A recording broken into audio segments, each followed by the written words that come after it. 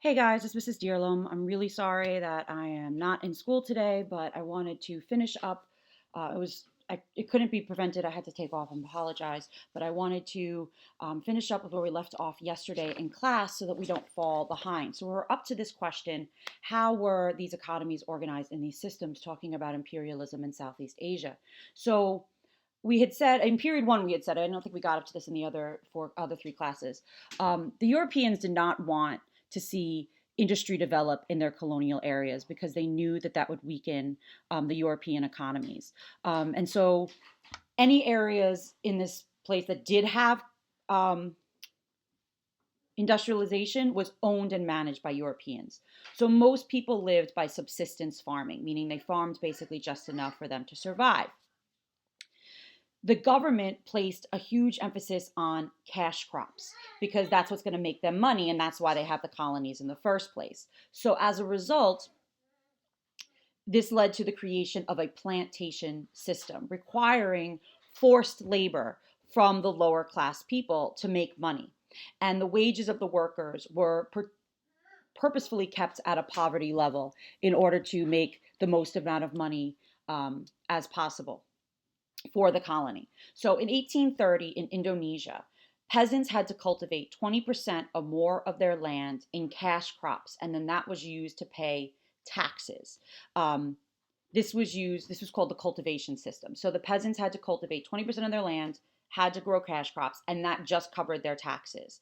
This created a huge profit for the Dutch traders, the shippers, and the state and their citizens. Because what would happen is, in order to sell that cash crop to be able to get the money for taxes, they had to sell it to government contractors. And the government contractors fixed the prices for those products very, very low.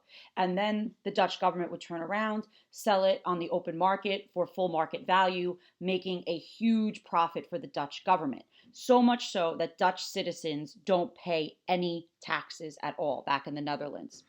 So basically, the authorities also enforce these systems through things like lashings and torturing the workers to make sure that they had been worked, that they were working fast enough. And many plantation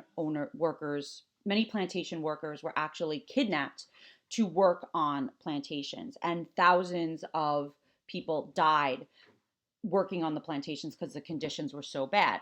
And again, a lot of the stuff that they were growing were all these various different spices that we were talking about in class the other day. And then here you can see kind of a little bit of what this cruelty was like, because you could see the worker in the foreground or in the middle of the painting, a picture, and he's being beaten by like the overseer as he's being forced to do all this work. By 1870, there were so many complaints to Amsterdam because so many people were dying from the working conditions, and a lot of Indonesians, because they had to grow so much of their land in cash crops, they weren't growing enough food, and people were actually starving. So as a result, the government instituted something called the ethical policy, where they actually tried to like pull back a little bit on these cruel conditions for the people. Um, and it did help to raise a small group of educated leaders because this ethical policy focused on improving health care systems and improving the education systems. It did help to raise a small group of educated leaders who eventually are going to be the ones who challenge Dutch rule and are going to help bring about actually independence for Indonesia in 1947. Despite these bad conditions, there was a large increase in population under colonial rule. However, families were having very large, were having people were having very large families because many children were dying in infancy. But over the time, especially once the ethical policy was brought in, medical conditions improved, sanitation improved.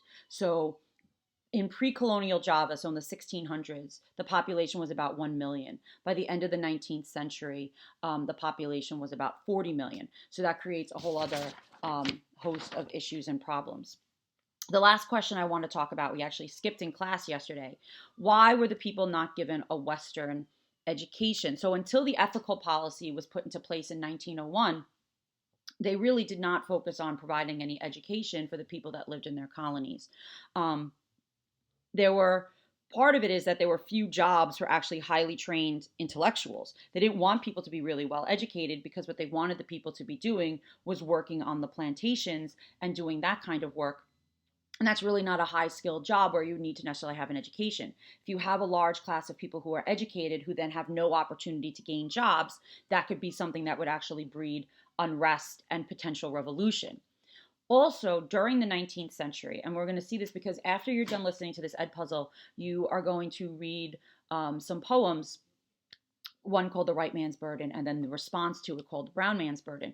Racism in the 19th century basically becomes a modern science. So there were whole different areas of study, like craniologists and physicians who would use scientific methods and instruments to classify the sizes of skulls, to conclude that whites had a larger skull and therefore had a bigger brain and were therefore more advanced. And so biologists, using this kind of like fake science, began to rank the races, putting the white people on top and putting everyone else beneath them. And then this idea developed then that the white people had this responsibility to what they referred to as the weaker races. So Jules Ferry, who was a official in France, said superior races have a right because they have a duty. They have a duty to civilize the inferior races.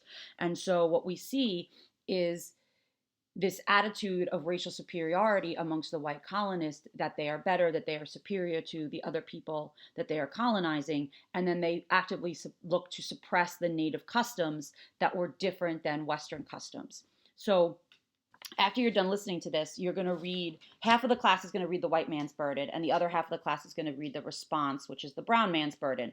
And we're going to talk about it a little bit in class on Wednesday. And you'll see in The White Man's Burden kind of the attitude that Europeans had towards imperialism. And then when you read The Brown Man's Burden, you see how the people that were being colonized felt and what the response was, even though The Brown Man's Burden was actually not written by a brown man, it was actually written by a European. But it does kind of go into this idea of like how these people feel and the burden that's being placed upon them by this imperialistic system that is harming them. So I'll see you in class tomorrow. And again, I apologize for being out today. Talk to you later.